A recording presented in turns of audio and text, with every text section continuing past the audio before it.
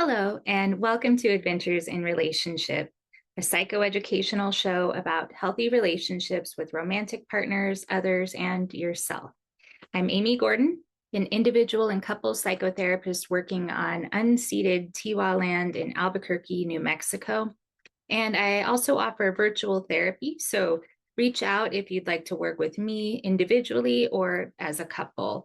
My contact information is in the podcast show notes or video description section of YouTube videos.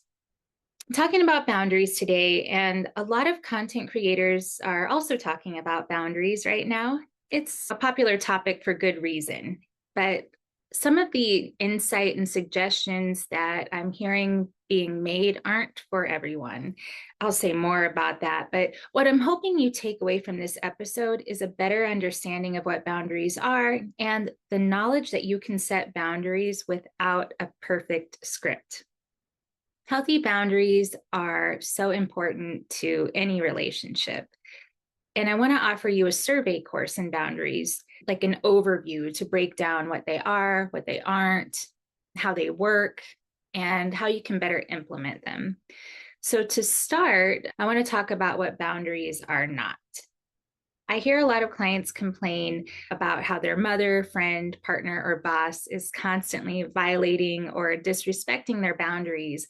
And through further inquiry, it becomes apparent that they've done absolutely nothing to communicate their need for a boundary. So one thing boundaries are not is implied. They're not implications. They're not implied. They're not necessarily common sense.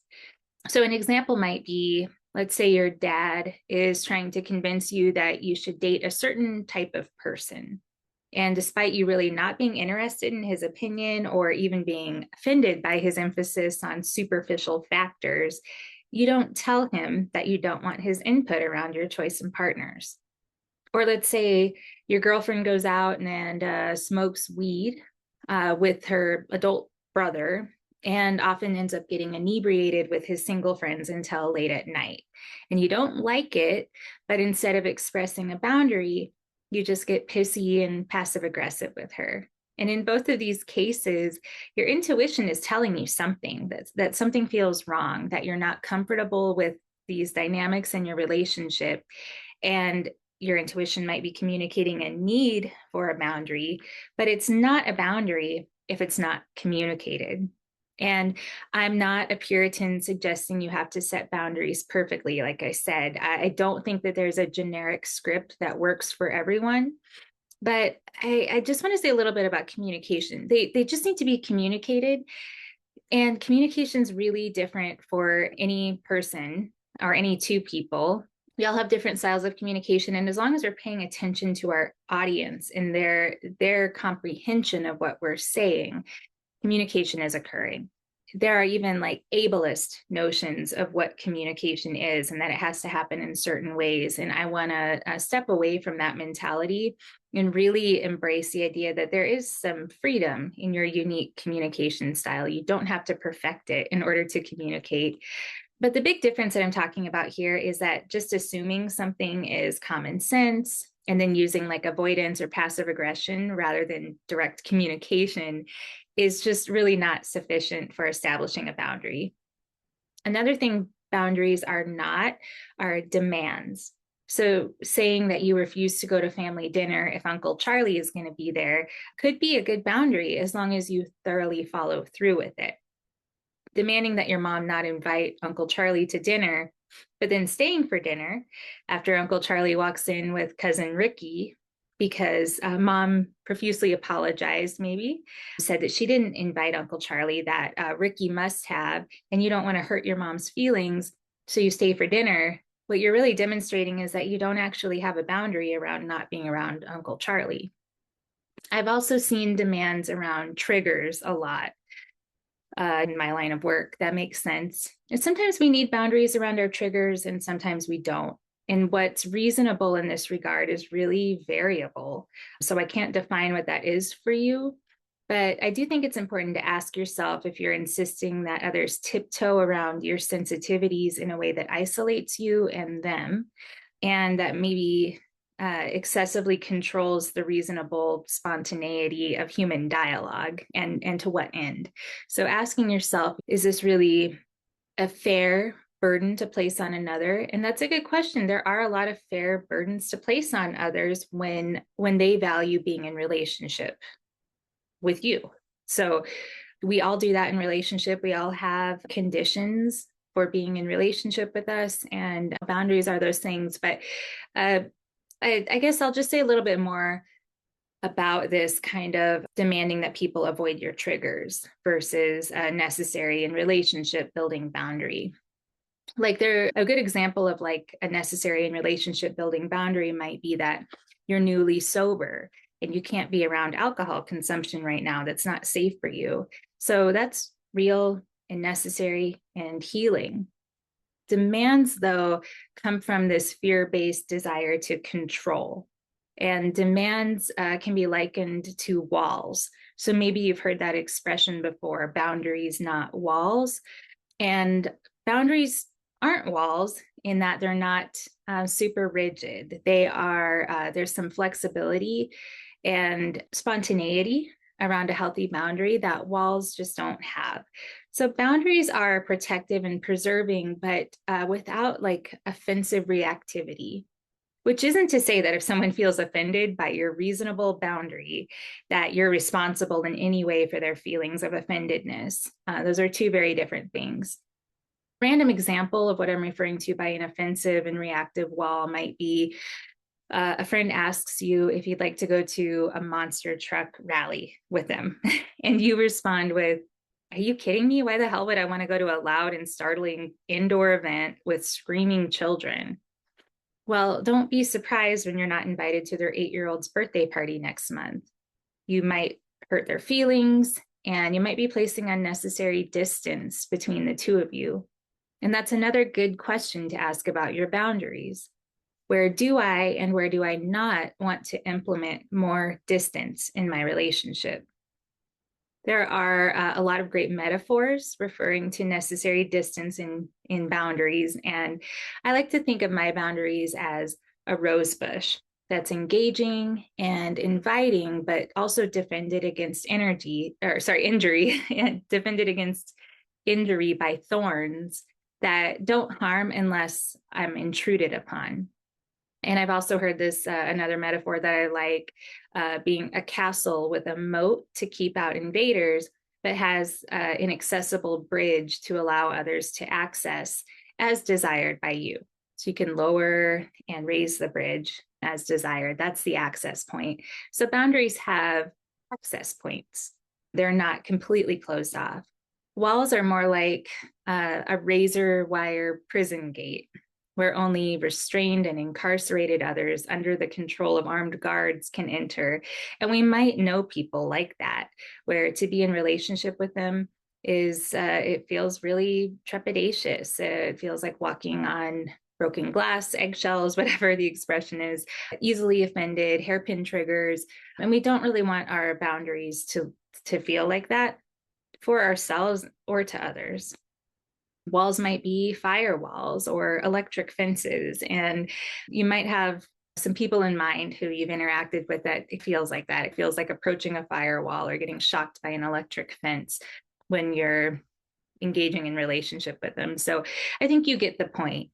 You don't need a boundary unless you're going to be violated without it. So boundaries they're not simply preferences either, but we don't have to be overly boundaried. So life on life's terms it's supposed to be, and it's going to be challenging, but implementing walls to try to control life isn't a healthy and sustainable way to engage with life and relationships. So in terms of preferences, if you don't want Uncle Charlie at dinner because you find his food allergies annoying, your demand that mom not invite him might be a wall. But if Uncle Charlie is unsafe and abusive and you avoid him while still maintaining relationships with non-offenders in the family, you might have really healthy boundaries. One more note on what boundaries are not. And I've mentioned this sort of in the intro, but I've noticed a lot of public figures in the realm of kind of complex trauma and relationships stating that it's not a boundary unless you share your bottom line of walking away if the boundary is crossed. And I think it's imperative that you know your bottom line, but I don't agree that the bottom line always has to be overtly communicated. There are some reasons for that that I'll get to shortly. But I think it would be helpful to talk more about what boundaries are to start. And boundaries are your awareness of what you are and aren't available for relative to your needs for self-preservation. And to be effective, they require communication, and they absolutely require a willingness on your part to follow through with your bottom line, that is, whether or not that's overtly communicated to another. It's your willingness to follow through that makes it a boundary. Without willingness to hold your bottom line, you really don't have a boundary. So boundaries are incredibly personal and unique to each individual and each separate relationship, and even dependent on contextual factors. So I can't tell you exactly how you need to set them, but boundaries are a matter of personal safety and are really based upon your unique intuition. Boundaries are yours and they're for you despite how anybody else feels about them. And that includes me. Having a wall in place of a boundary is just, it's isolating and distancing. So you're, rather than building relationships, you're creating kind of a gap and maybe hurt or fear that doesn't need to be there. But having a well-developed relationship with your own intuition is a prerequisite, really, for implementing good boundaries in your life. And some of us don't have a great relationship with our intuition, but what I want to say is that can be ever developing and increasing, that the quality of relationship that you have with your intuition. And it's really your intuition, that kind of wise core of your emotional beingness, that tells you when something is not right, when something needs to change in order for you to feel safe and comfortable. So a good way to think about boundaries is to identify what you are and aren't available for. And you can think into that or even feel into that, might be a better way to put it. Like, this happened in my relationship. I think I'd be open to that, but uncomfortable. But if this happened, if my partner suggested this, I know that would be a no for me. So just really tapping into your intuition in the process of developing boundaries can be really helpful. Some boundaries are really consistent and fixed, and some are not. So I'll give you an example of a consistent or fixed boundary for me. I'm never available to engage in conversation that involves anyone of more privileged identity making fun of people with less privilege. I'm always going to say something in an attempt to stop that kind of violent exchange, and I'll walk away if it doesn't stop. But other boundaries are going to be more variable. You might be available for this, that, and the other sometimes. So for me, it's important that I get sufficient sleep and go to bed at a reasonable hour, and I'm allowed to reasonably sleep in. So really between 8 and 9 and 8 and 9, there's not a whole lot I'll commit to. I turn down invitations to do anything earlier than 8 or 9 a.m. or later than 8 or 9 p.m. And that's like 364 days a year. But once or twice a year, I stretch that boundary for something really important or fun to me. And there are contextual factors that may make your boundary highly dependent on the details of the scenario.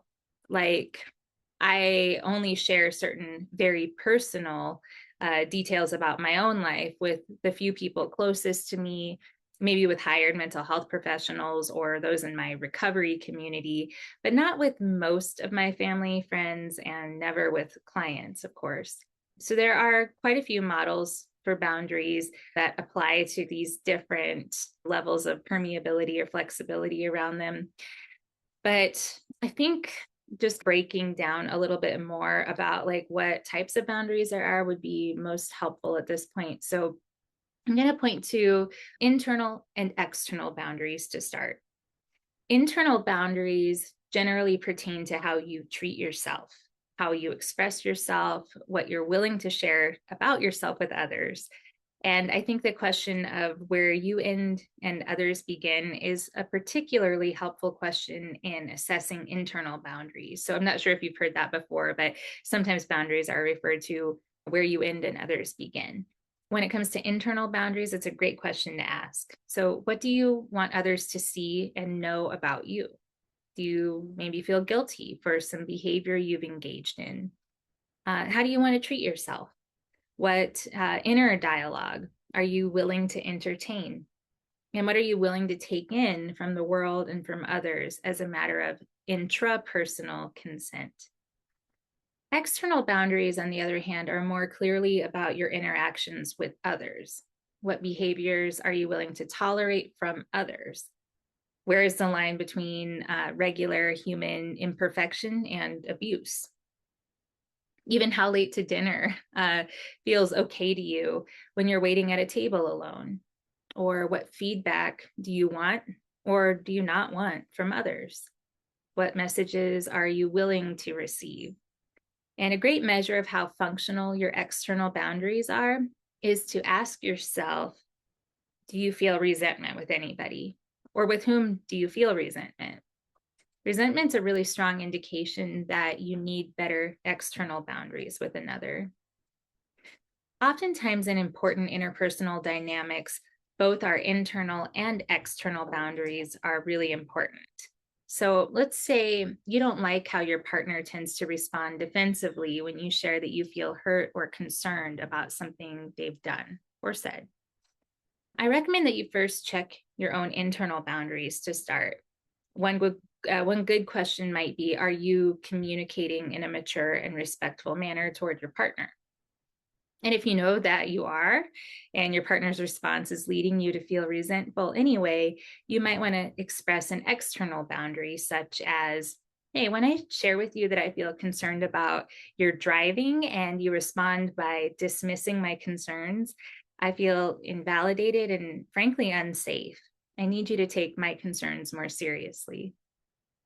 This approach will be effective with most reasonable people.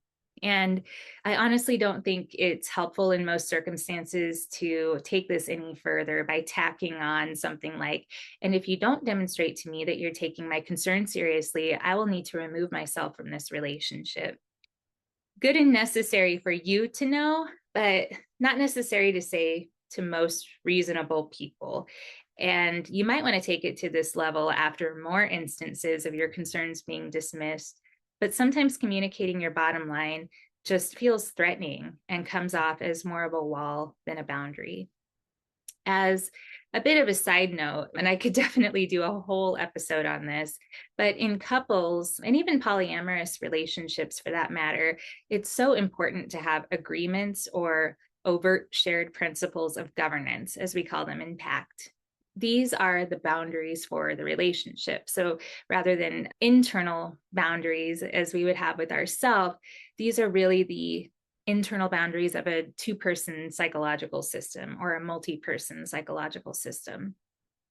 And I think a really great agreement to establish with a romantic partner could be that we honor and validate one another when one of us feels hurt or concerned. Sometimes it's a relief to depersonalize our feelings and just say, babe, we agreed that we validate each other's concerns. So it's going to a rule rather than this like subjective or the objective explanation of your subjective experience. So the next section of this podcast is going to be how boundaries work. And I'll reiterate that for any boundary, the bottom line is that you have to be willing to enforce your unavailability for that thing. If you're not willing to make yourself unavailable for that thing, you don't really have a boundary. You might have an intuitive desire for a boundary, but without following through, that desire isn't functional. Internal boundaries work through identifying and committing to protecting our integrity. When we don't follow through with what we need to protect our integrity, we're injuring ourselves, really. We're reinforcing psychological or developmental wounds from our childhood or our default programming from our childhood. And that programming misinforms our beliefs about who we are and what we deserve. So the less we take a stand for our own boundaries, the more we're reinforcing those beliefs that are no longer functional in our lives. If you're steamrolling your internal boundaries, you might benefit from working with a professional to help you access your core self-concept and really assess your core self-concept and challenge the ways you've learned to navigate life and relationships. Internal boundaries work the way any self-professed commitment works. You have to follow through. External boundaries work by explicitly communicating with another what we need in order to feel safe and respected in relationship. People are prone to mistakes. If you've communicated a boundary that's crossed again, the boundary might bear repeating. External boundaries work through education. We're teaching others how to be in relationship with us. And teaching others about us is a functional part of any healthy, intimate relationship. When others continue to violate our boundaries despite our attempts to set them, we need to ask if this is a matter of willingness or confusion. So would it be fair for us or them really to continue to try to educate them? For all of us, some things are harder to learn than others, and you might need to find out if this is a matter of unwillingness by asking. And you could say, hey, I've shared with you a few times that I really need you to take my concerns seriously, but it seems like every time I bring up a concern, you still dismiss it. And I'm wondering if you're confused about what I'm trying to say, or if you're really not willing to meet me with this request. And their response will be telling. And the only way to ensure that the boundary is respected is for you to be willing not to accept less than your need for safety, emotional or otherwise, in the relationship. So finally, how you can better implement boundaries.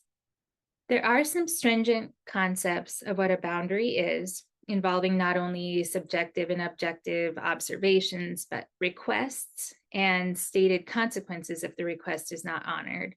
But what defines a boundary, in my opinion, is really, okay, I'll start over. What defines a boundary, in my opinion, is whether or not it has been communicated, if only to yourself in some cases. The word no can be a boundary in some cases. And quite frankly, some people don't use language to communicate. Does that mean they don't have boundaries? I don't think so. There are a lot of ways to communicate. I have casual friends who are well aware of my boundaries through all sorts of means of communication. I've simply said things like, oh, I don't fuck with cocaine, or nope, I'm not going to hold a tarantula. And it's just clear that I have a boundary around that thing. But it depends on the person on the receiving end. To some friends, they understand that as a boundary. To other people, maybe not. And I might have to say more. I've demonstrated by walking away from parties and events what I am and am not willing to be present around. And I've shown others that I will ensure I get sufficient exercise and prioritize having healthy food readily accessible to me as a part of planning trips. And that is a boundary that people who have traveled with me know, or adventured, camped, whatever with me. I worked with people who set boundaries through refusal, through gesturing, and nonverbal vocalization. And that's valid. Some people don't use language to communicate, and that's okay. And I want to be careful in just sharing my intention to not dehumanize anybody. But I'm also thinking about animals and how my cats have various boundaries that they communicate to me and my partner regularly. And those are nonverbal communications. We don't have to be puritanical in defining what a boundary is. We just need to be willing to follow through to the extent of our bottom line if it's going to be a functional boundary.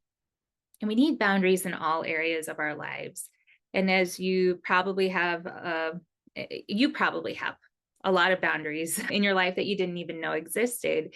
But if you want to self-assess to implement better boundaries, I encourage you to consider the following life areas and ask yourself if you're feeling deprived or resentful in this area. So one area would be sexual. Do you resent your partner about the frequency of sex you're having or their sexual expectations? Are you caring for your own sexual needs?